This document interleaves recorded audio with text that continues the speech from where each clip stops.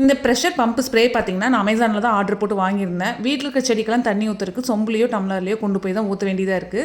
So இந்த மாதிரி spray bottle வாங்கி வச்சுக்கிட்டோம் அப்படின்னா நம்மளுக்கு ஈஸியாக இருக்குன்னு சொல்லிட்டு தான் இதை வந்து அமேசானில் நான் ஆர்டர் பண்ணியிருந்தேன். இந்த ப்ராடக்ட் பார்க்குறதுக்கும் சரி ஹேண்டில் பண்ணுறதுக்கும் சரி சூப்பராகவே இருந்தது. குவாலிட்டியுமே வந்து நல்லா இருந்தது.